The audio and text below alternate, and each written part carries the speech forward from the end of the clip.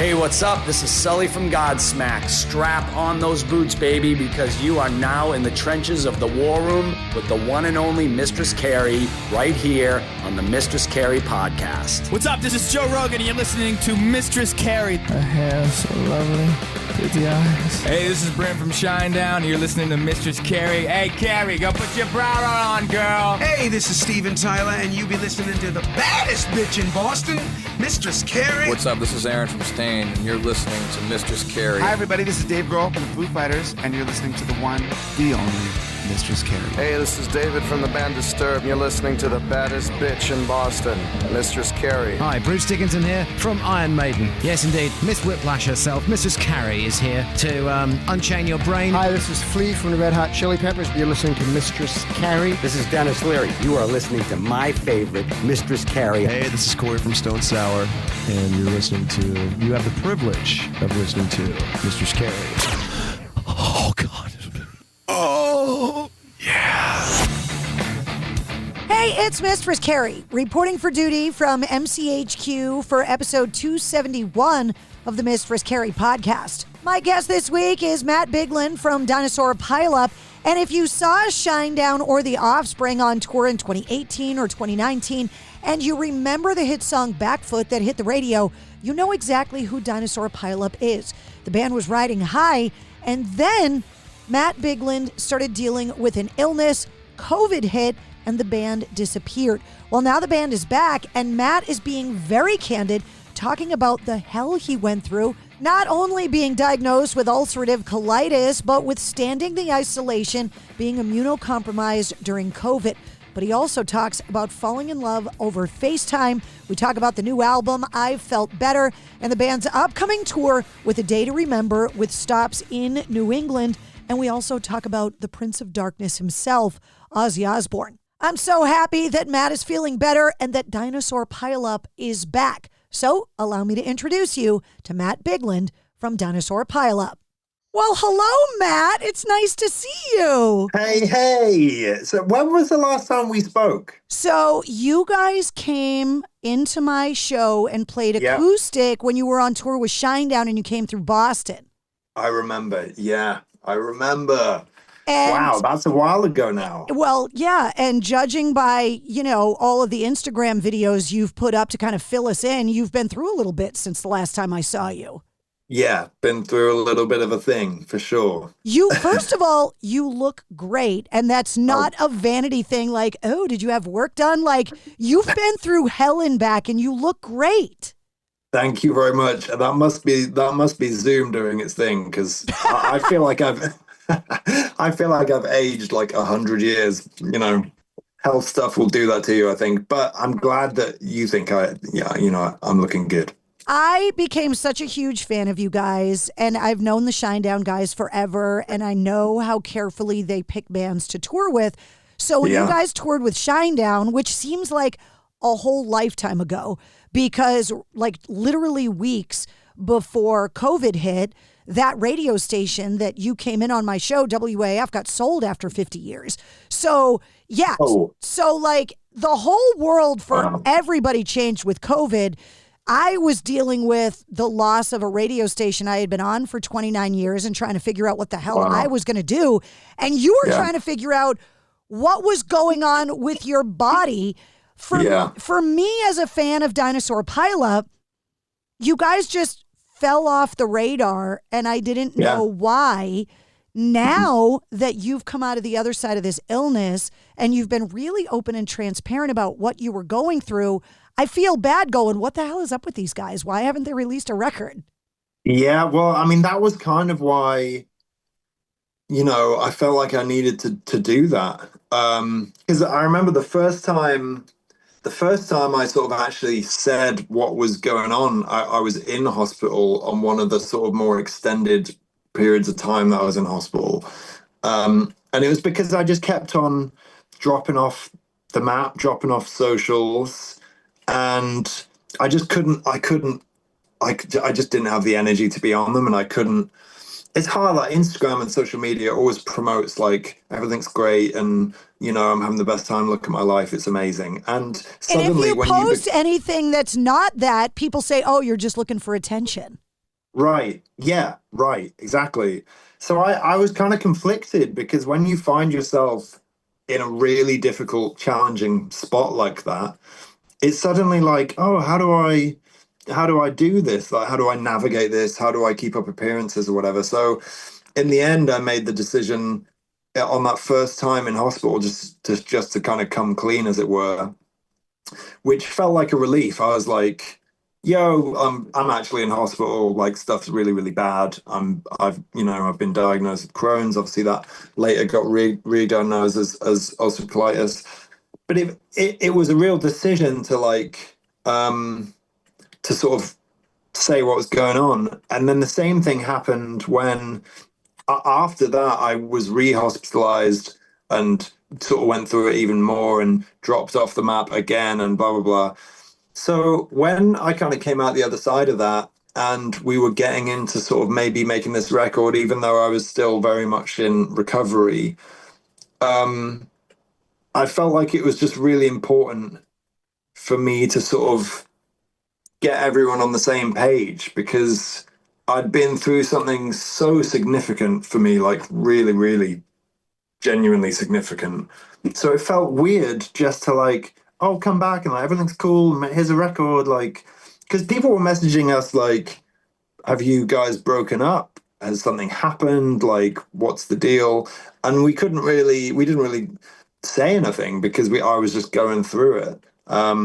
So it felt necessary to like, just so everyone was on the same page, everyone understood sort of what had happened and why I'd been away, why we'd taken a break, maybe to give them a little bit of perspective on like how we're going to be re-entering, which is pretty carefully, how significant this record is for me, and it's sort of how personal it is. Do you know what I mean? There was a lot of reasons why I felt like I needed to get everyone on the same page, even though that was it kind of felt like, I don't know, jumping off a cliff into the lake below or whatever. Like you're sort of terrified before you do it and you make the jump, or jumping into a swimming pool or whatever. Like you're scared before you do it, but once you're in the water, it's kind of okay. And once I'd made that announcement and stuff, the support was overwhelming.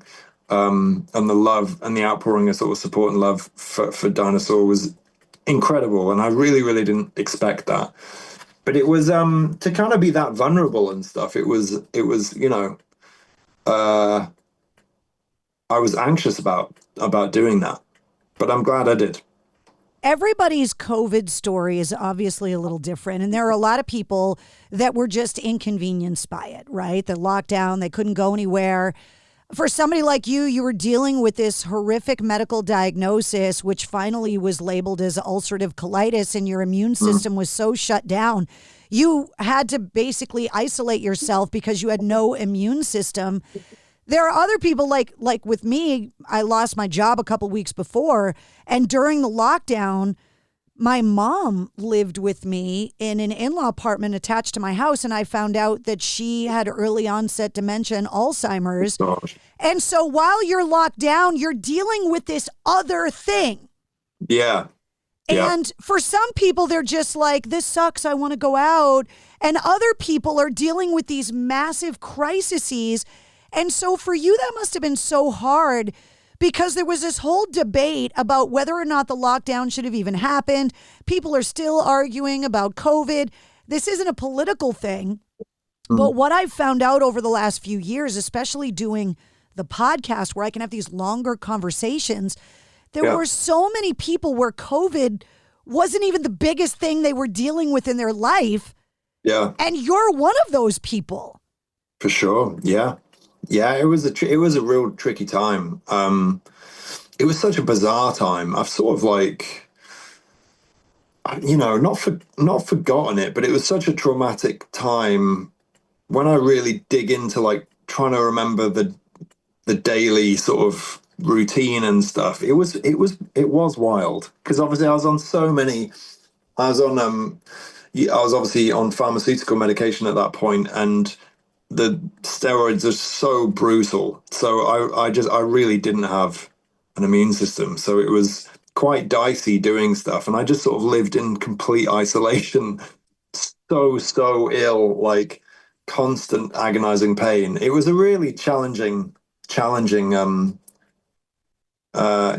period of time. And yeah, you're right. Like other people just didn't have to sort of, it just was an inconvenience. But that's true of life in general, I guess. You know, like fucking, you know, the kids in Gaza right now are having the worst time imaginable. Like it's unimaginable what's happening over there. Well, that's what I was going to say, that like it shows you that no matter who you bump into at the bakery or at the subway station, you just really never know what someone's going through when you see them. You really don't. That's so true. It's so true. And you have to be aware that, yeah, people have lives and real insane stuff going on. And stood at the bakery counter, you just have no idea, you know? That time of COVID, you know, they're like lost years. You know, the reference of like The Machine and The Princess Bride, where they hook them up to her and they're like, I've just stolen 5 years of your life. Like, sorry about the British accent, by the way. I just had to do it. No, I love that. But it does feel like we're seeing, I haven't seen you since, you know, before COVID, but it's like, how many years ago was it? Like, none of us have a real reference for how long it's been. It's weird. No, it is weird, because if just chatting now, I'd be like, oh, I don't know, what's it been, like 2 years? Exactly. 2 years or something? Literally, it's so crazy. It's so weird. It's so crazy. Yeah, it's real. It is. It's crazy. And it's like 6 years. 6.5 years. That's nearly 10 years. Like, that's crazy. Wow. I encourage people to go to your Instagram and watch the videos that you put up with all of the photos telling your story about your diagnosis for a couple reasons. One, I think it's really important for people to learn about ulcerative colitis, because you struggled for a long time to even find out what the hell was wrong with you. So that's number one. Number two, if they're fans of the band, I want them to understand why it took you guys so long to come up with this record and why the title is so important. And number three, I want them to fall in love with your wife the way that I did. I love that. I mean, I get it. I get it.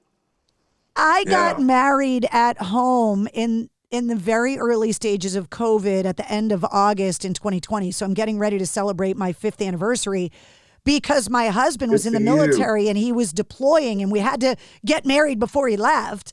Yeah. And so since I've seen you last, you and I have gone through these serious personal, medical, you know, financial crises, but we came out of it and we both are like schmoopy in love, which is so cool. I know, it's so cool. It's wild, isn't it?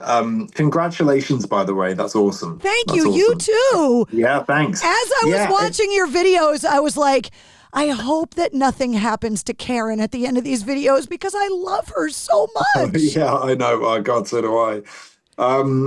Yeah, I mean, that was wild as well, because, again, that was going on, which is crazy. Like, that was going on as well, which obviously was, I mean, that was a lifesaver, the fact that was going on at the same time. I can't imagine going through all of that without having Karen there. And by there, you mean on FaceTime, because she wasn't with you. On FaceTime, yeah, of course. It's crazy. Yeah, crazy. I mean, yeah, God, when it got really real, and like the lockdowns and the travel bans were all in place and blah, blah, blah, that was we didn't see each other for 10 months, which it's just a wild journey. But yeah, she obviously, Kay was such an important part of that story for me, and obviously is the most important part of my life now. So it's just wild and crazy as well. Say like 2018 touring, doing a lot of US touring, 2019 doing a bunch of US touring, obviously did that Shinedown tour, we did the Canada Offspring and Sum 41 tour, so like doing some really major touring. But as well, like during that, it's crazy looking back at the at myself. Because I'm me, obviously, but I hadn't gone through these enormous experiences of this huge health struggle, meeting the love of my life, which obviously completely changes your world. When that happens, and it's just mad. Like looking back, I know it's a 6 or 7 year period, but like we just said, it feels like a 2-year period.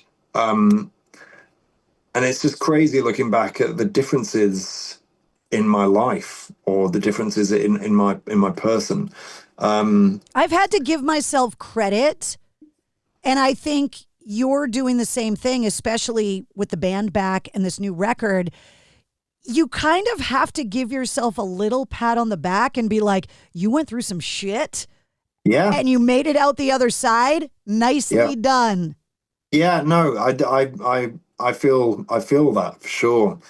A lot of people have asked me like what this record represents or what this period of time represents and stuff. And, it's hard to quantify that, but resilience is my own resilience being sort of, whatever you'd call it, exemplified, I guess. It is probably the most major thing I take from it, because you don't know how strong you are until you have to pick up something heavy. Yeah, right. Yeah, that's so true. Yeah, that's so true. And that's a good lyric. Damn, I should write that down. Damn it! I was gonna say, like, when you're going through everything, I'm so envious of you guys, because when you're in the shit, you have the ability to turn that trauma, pain, whatever it is, into music, into something that's never existed before, and funnel it all. Sure. I don't have that. And every once in a while, I'm sitting here in an interview and I spout something off, and the asshole on the other end goes, that's a good song lyric. And I'm like, it came out of my head and I didn't recognize it. What the fuck? Yeah, it's funny, isn't it? Like writing, particularly with writing, everyone can be creative in some way. I genuinely believe that. But I think it's funny from a writing perspective, you're always, the skill is to be always listening or always aware of stuff. And even I've talked about that recently quite a lot, even in terms of you're listening to your own subconscious when you're brushing your teeth or washing up. What's your brain singing? Like often my brain singing something, and I've gotten better, so much better at being aware of that and listening to that and be like, oh, that's good. I'm just, because I'm not doing that. Whatever up here is doing that, just in the background. But I think as a skill of writing, like, yeah, it's about listening to your subconscious and also listening to things around you and what people say in conversations, because that's where that stuff comes from, that it's crazy. My internal monologue is just a stream of questions. So I guess we both are doing what we're meant to do. It drives my husband crazy because I just can't ask one question. I have to follow it up with 75 others, which is why I do what I do, I guess. Yeah, sure. That's why you're good at it, I guess. Yeah. So I love that you just decided to throw it all out there and name the album I've Felt Better, because when you're sick for as long as you've been and you've got everybody that loves you asking you the question of how you are, you must have said, I've felt better a billion times. So many times. But I just didn't want to have to go into it. Obviously people they care and they want to know how you are, but it's different when you're like, oh, how you doing? Or sitting down and saying, tell me actually how you're doing. What's your experience right now? How are you? It's two very different things. So when people say, how you doing? They of course they care, but they don't want to hear really how you're doing. Or maybe they're not prepared for it emotionally.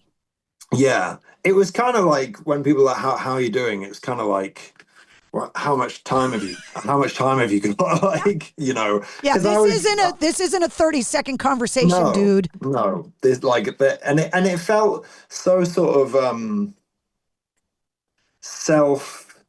whatever you'd call it, self-important or like self-gratifying, like to list off all these terrible things happening health-wise. I didn't want to do that. It was too much, so I wanted to find a way to just get out of that conversation as quickly as I could. So I'd say I felt better, and that felt appropriate. But it was funny how much I felt better as a phrase began to take on a deeper and sort of more all-encompassing type of meaning, because of course physically I had felt better, like I wasn't doing well at all. But it was interesting because, like, at the same time, in those health struggles and COVID and all that time, everyone was on Instagram, and the veil of our society was being pulled up whilst on Instagram, and suddenly we were like, oh yeah, racism is like alive and kicking, and maybe we knew that, but maybe we weren't so aware of that. And, George Floyd, everyone watching that video and then seeing all this awful shit and the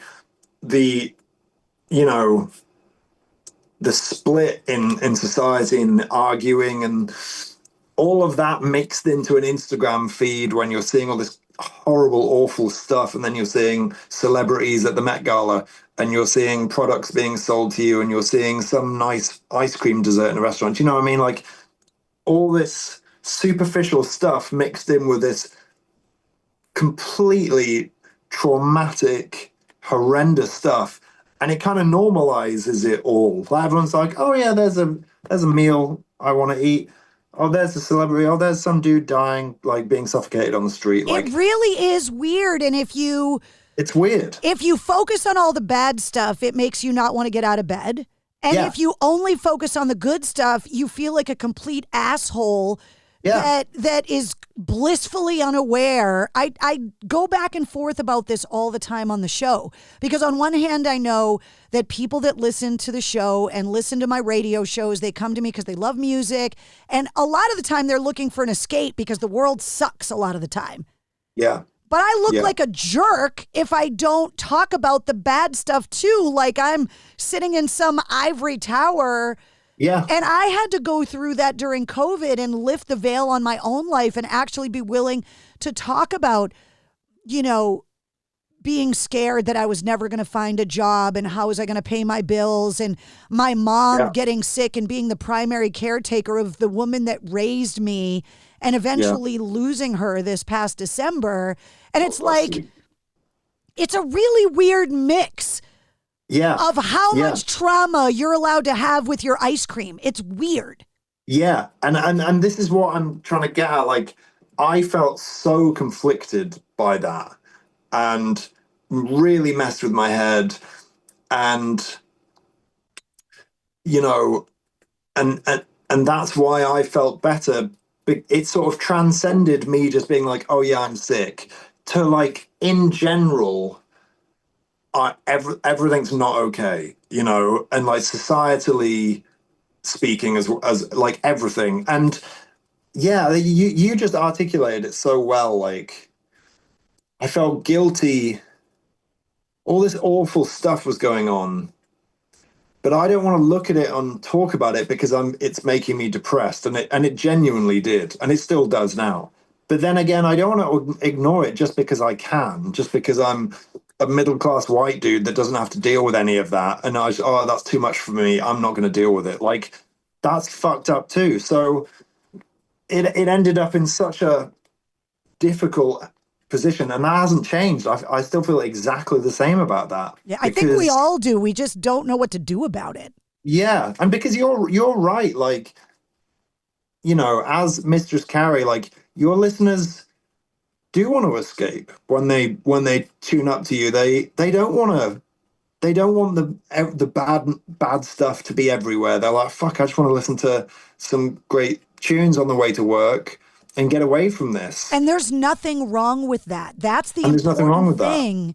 Is that what an honor for me to be that place where people come to try and make themselves feel better. Like, I'm a jerk if I don't think that's important. Yeah, no, that's a legit, valid thing. You're that person for them, which is amazing. But then obviously you you're feeling guilty because you're not addressing stuff. But you've got to remember, like, that's an important role for all those people. Yeah. You know, they need you to do that. Anyway, this you and I could talk about this for hours. For hours, yeah. Well, I know I'm running out of time with you, so I want to go through some stuff. The new album, I've Felt Better, comes out August 22nd. Mm-hmm. You're out on the road again, and you're going to be in a bunch of places where I'm on the radio. You're going to be at the SNHU Arena in New Hampshire on November 8th, in Bridgeport, Connecticut on November 9th, and in North Charleston, South Carolina on November 11th with A Day to Remember and Yellow Card. Oh, hello, Kat. It's Mr. Christmas. He's being a dick over here, so he's got to join the interview. So I call it the geezer question because Geezer Butler came on the show and told me he had 13 cats and 5 dogs. And then I asked him, how do you come up with all the names? And he told me that he names them all after gangster rappers. So now every time I have a rock star on the show, I ask him about their pets because there's always a good story. You're wearing a shirt that has your cat's picture and name on it. Kay got me this shirt for my 40th birthday, like a month ago. And I wear it with pride. I love this shirt. Speaking of geezer, I know I only have a couple minutes with you. Obviously, the entire rock and metal community is mourning the loss of Ozzy. And so I just want to ask you what his music growing up inspired by, what Ozzy meant to you as an artist. Well, I mean, Black Sabbath, you know, they were the beginning of heavy metal, at least coined the term, you know, so that's so wild. And Ozzy is just like he's forever will be a, what's the word? Just like a sort of timeless treasure, you know. He was a hellraiser and he was awesome. But the most touching thing for me is that he was able to go out, you know, with that last performance. He spent his whole life doing that. And I guess he probably knew that it was almost time. And he had that last amazing performance and was able to just do it in his own time. And I thought that was really amazing and touching. And obviously what a blessed position to be in. But I was so stoked for him that he was able to be in that position. It was an amazing journey, and obviously just like so sad he's gone. But at the same time, he's just going to be there forever, isn't he? I just talked to Richard Patrick from Filter, who said it was kind of reminiscent of how David Bowie died, releasing that album that he had channeled all of that, like his own death, into a record that he released the day he died. Like, how amazing is it that you kind of get to create and do what you do right up until the end? It's envious. It's amazing.